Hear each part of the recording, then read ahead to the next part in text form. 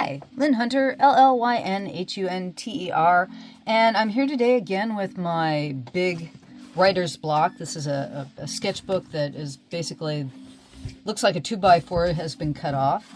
And the rule for this particular sketchbook is I put a picture on this side and I write something on this side.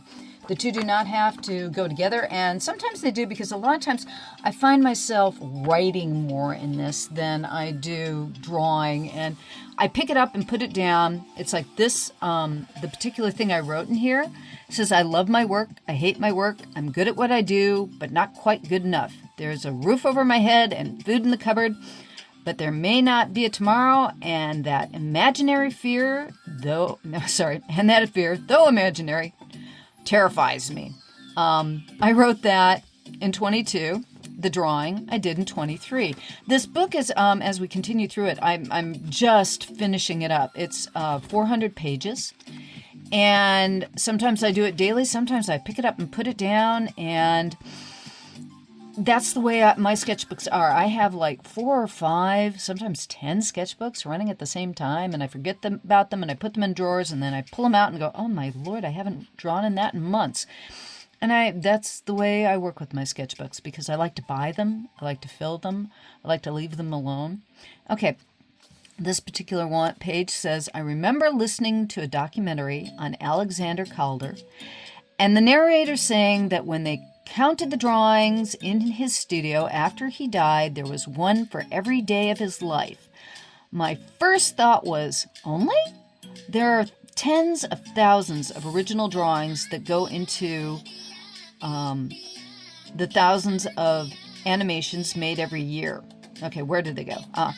Like petals tossed to the wind or fireworks shot into the sky, a breath that can be seen on a mirror for a moment, then is gone. And the reason why I wrote that, I work in animation, or I've worked in animation for 33 years, and I draw huge storyboards, lots and lots and lots and lots and lots of drawings, and nobody will ever see those drawings because they're just the blueprints for cartoons. They're not even the cartoons themselves. And I've been fortunate enough to be paid to draw all day long for 33 years. And it just blows me away that we do all these drawings and nobody will ever see them except me and a director and the animators that work on them. But still, they're seen by thousands of people, and they're very important to the people who make the animations themselves. So it's like, but when I heard that Calder had made one for every day of his life, and I'm going, only? I mean, Calder's work is amazing. If you've never seen one of his stabiles or one of his mobiles, they're simply dumbfounding. But it just cracked me up. It's like, they're excited over one for every day of his life. And this is, again, I play with faces. I'm playing with heads. I do that all the time. Next page. I don't aspire high enough. Aim higher than you think you can go. What you think is beyond your reach might be just within your grasp. And I did this before I did this, definitely, but I do lots of silly drawings. I love to do drawing things, but that is so true. I mean, we all have what's I've heard called imposter syndrome. You don't think you're good enough. And I really think that everybody should try that little bit harder to be something more than they are. Don't be evil. Google the definition of irony. I love Cthulhu. This is a Cthulhu-esque drawing. If you've never read H.P. Lovecraft, it'll scare your butt off. It's really good stuff, considering he wrote in I think the 30s to the 50s, something like that. He didn't live very long either, and his stuff is some of the most, it's really kind of terrifying, and well worth reading. But that's what Google is right now. AI and all the stuff that goes with it. It's like, I'm on Chrome. I use Google, and it was so amazing. And I was in the advent of computers. So this is the don't be evil Google. It's like, that's why I said definition of irony. Oh, I love this. Making art is easy. Making good art depends on the artist and the audience. And that is the friggin' truth. Somebody just, they got like, how much? $10,000 for a banana taped to a wall. Somebody else recently got paid $10,000 for a sculpture of nothing. And I drew this silly duck. I love ducks. If you work for Disney for any length of time, you will do ducks. I got on there when they were still doing DuckTales, and I worked on Darkwing Duck. So you do a lot of ducks, or at the time, you did a lot of ducks at Disney. And, I like the idea. Is this art? Is this silly duck with holding up a sign? Is he art? Is what I'm drawing art? Art's anything you can freaking get away with. And if you're an artist, you need to draw. It's what we do. It's who we are. It's that's everything that we are as artists. You're an artist if you put a line down on paper. You are an artist if you like to sculpt mashed potatoes. I think we're all artists to some degree. It's just a matter of how often you express yourself and how you express yourself. If you play by the rules and the rules keep changing, do you try to adjust the rules or make up your own set? This is me going, I don't know about you guys, but every time I deal with society in general, it's like, I'm a real good rule follower, actually. And when I follow the rules and I don't get the results that I'm supposed to get by following the rules, it's just, I think the making up your own set is probably a good idea. And this again, playing with hair, playing with the face, playing with expression. You don't realize you're an adventure while you're right in the middle of it. One of my favorite sayings. That's my life. Considering I've gotten to have a whole lifetime of being able to be paid to do art, or have been able to do art every day of my life. I consider it a blessing, especially a woman. Oh my Lord, I still think of the women artists who didn't get their due and were not able to do what they wanted to do. And I'm so glad that I get to be who I am. This is a drawing of a gentleman who is dressed up as a Viking. And I just thought he had a very intense face and I wanted to draw it. Okay. If you choose the battlefield, always take the high ground. Again, it's my, philosophy in life, and try to be honest, forthright. I'm a big Clark Kent Superman fan, but it's like even in war, I like if you've never read Schwanz's The Art of War, it's very short and it's very, very good, and it has rules for how you approach controversy or battles in your own life. I would honestly recommend. It's spelled S-U-N, I believe X-U or Z-U, but it's pronounced Schwanza. But choose the high ground, and it's always a good idea. Again, playing with the fairies, like to do that a lot.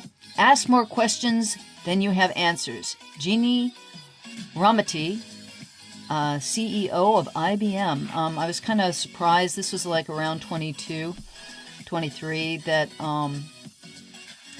I was watching a YouTube video and saw that, and I liked I'm really bad about when I get together with a stranger, I want to talk about myself. I'm really bad about that, which is why I'm talking on YouTube, because I really do like to talk about myself. But it's really better to listen and ask questions, and I'm not really good at it. So it's like, this book is always about giving myself my own advice. Being afraid of failure stops us from taking the first step. Continuous failure stops us from starting again. Realizing that there is a kind of learning and a small success in every failure allows us to keep moving forward. And again, advice to myself, because you can tell. I mean, it's like the drawing straight lines. I draw a straight line around every one of these boxes, trying to get better at drawing straight lines, and don't seem to get better at drawing straight lines. I fail and fail and fail and fail and fail. You fail all the time. Successes are not the absolute. Failures are. But the thing is that you know that you keep failing. If you keep trying, something will come of it. It may not be what you actually wanted, but it will. I swear, it takes me 3 repeated mistakes not to make the same mistake. I was just looking at this morning and I'm going, no, it takes me sometimes 10 repeated mistakes of the same mistake to stop making the same mistake. And actually it drives me nuts, the mistakes that I keep doing and not learning from them. I love octopus. I love octopus. Octopi and tentacles show up everywhere around me. It's like, I am a tentacle fan. I wish I were smarter than I think I am. I loved when I wrote this. I was just playing with the type and I didn't have the space. It's like, okay, I started this and, okay, so let's just drop down and I'll change that. But I really do wish I was smarter than I think I am. It's like I'm going to be going, I love this, I love this, I love this. It's like I'm looking back on these drawings that I haven't seen in a while because this was done in 22 and is now 26. So this was done 4 years ago. And we're still going through this book. Why is it that life is so much easier when you just have to deal with yourself? And this was written, obviously not the same that this particular image was done. And this is one of those things where it's like, I have no idea why I came up with this image to go with that writing, but somehow they go together. I don't know. Okay. It's always about the journey. If not, the destination will be a disappointment. And sometimes the destination is a disappointment. I had 33 years in animation, and my last 2 years of it, actually 1.5 years, 2 years, yeah, were really, really tough. And then I had to work at Target for 2 years before I could actually get my pension. So I had one of the most amazing careers, most wonderful ways to work.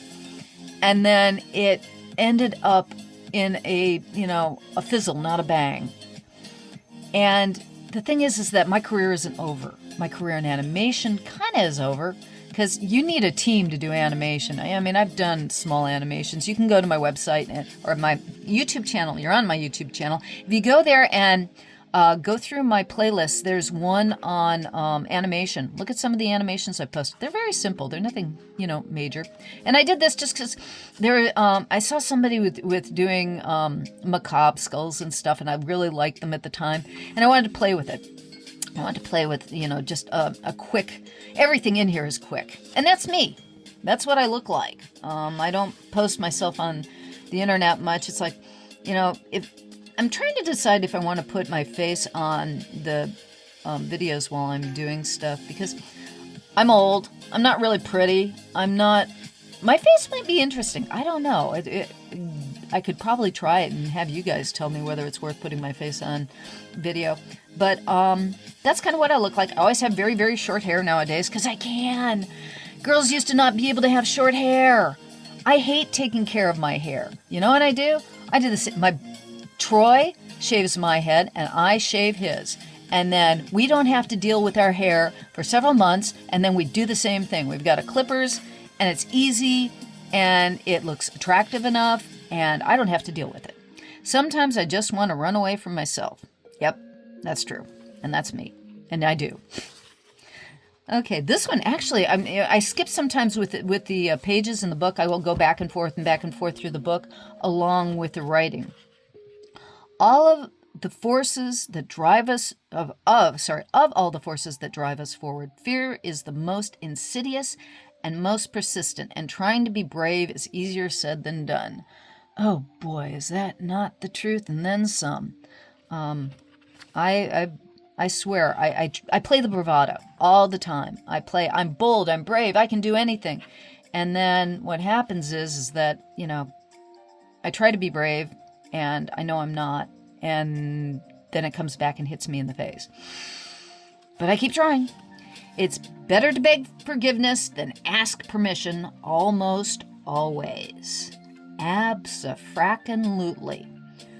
If you have anything that you want to do that you think you might have to ask permission for, and you know that by just saying I'm sorry afterwards might be the better situation.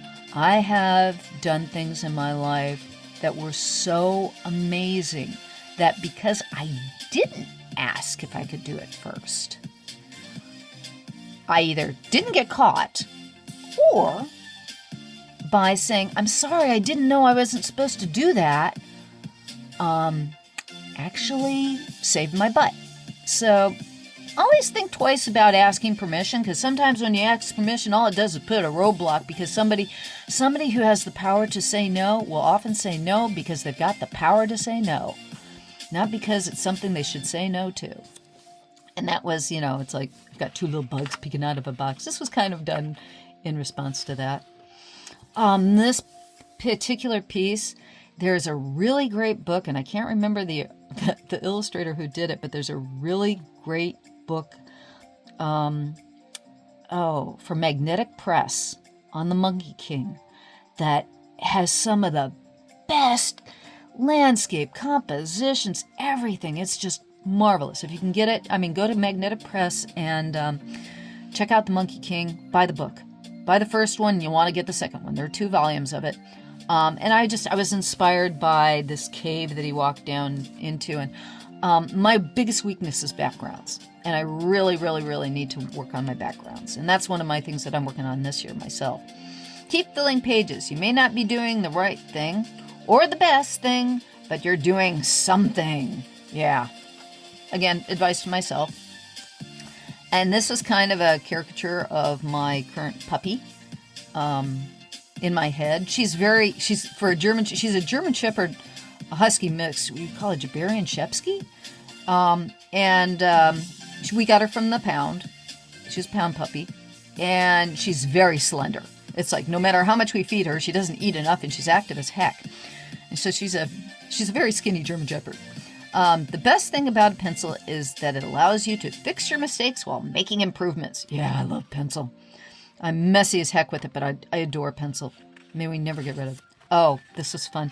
This is Dorcas Stock. If you don't know Dorcas Stock, just look up Dork A Stock on the internet. She is an illustrator who does her own pose photography. And you can buy different sets of pose photography from her, and she is a blast to draw. And I've been using her to work on my figure drawing. And let me put it this way. I've been working on figure drawing ever since I was able to get a hold of figure drawing. Photographs, because believe it or not, I wasn't able to get a good figure drawing book until I was 19 years old. And having Dorcas Stock to pose for me is just great. This is, again, bathroom, in parentheses, glasses, coffee, draw, in that order, and sometimes 3 before 2. And that's my life.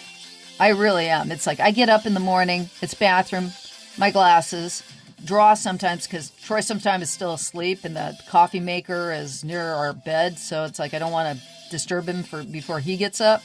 So sometimes the coffee comes after the drawing. Every morning, I will draw almost first thing when I get up, and it's my passion and my pleasure. And this is kind of it's like, let's see, we're back here, the portrait of me, or was that one before that? There's me. Notice the resemblance. It's kind of like caricature. It's tough to work on yourself when you really want to be someone else. And I did this, basically it's like a little insect-like critter, and he's dressed up in a bunny outfit with a carrot. He wants to be Bugs Bunny. And this was just, again, me just playing in general. And let's do a couple more pages. This is Darkest Stock again. This is another upshot of Sarah Ford, I believe is her name. But this is Sarah from Dorcas Stock. And like I said, she uses herself. She has this really neat leotard that has lines around it, so you can make sure that you get your shots right and what have you. Like I said, fun stuff to draw. Art does not influence society. It is a reflection of society. And I really believe that. You are a reflection of the times you live in, the people you're around, the things that you love, everything that you see that you love, that you try to emulate. We are not the creators as much as the world creates us more than we create it. And one more thing. I'm going to end on this page, and I'll do another video another time to finish up the book, or finish up sections of the book. Every act of creation is first an act of destruction. No, I have to do one more. I remember when I did this. Every act of creation is first an act of destruction. That was Pablo Picasso. I don't agree. Absolutes are often wrong and oversimplified. Matter is neither created nor destroyed. It just changes form. That is a much truer statement, conservation of mass, when it comes to art. Creation takes many forms, but first of all, change. I am not destroying this paper by writing on its surface. I am changing its function. If anything, I'm combining paper and ink together to create something new. So sometimes creation is an act of unification. So much for Picasso. And then, I know I have to, then we'll stop on this page. Every act of art is an act of communication. So it doesn't matter whether it's a good drawing, a bad drawing, a fast drawing, a drawing in color, a drawing on paper, a writing, a singing, any art you have. It's I'm sending a message from me to you. And it's like I did this definitely off of that. Something silly and fast and ridiculous. And that's usually my type of art, is that I want to make people smile. I want people to think. If you're looking at one of my pieces of art, I want to share with you more joy than sorrow.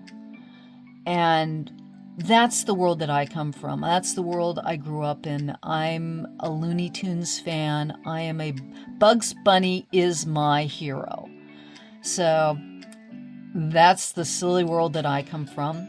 Thank you for taking the time to watch this video. I really appreciate it. Name's Llyn Hunter. Join my Patreon if you can. Like this video, subscribe to my channel, and I will have something for you again next week. Thank you so much for your time and stopping by. Bye-bye.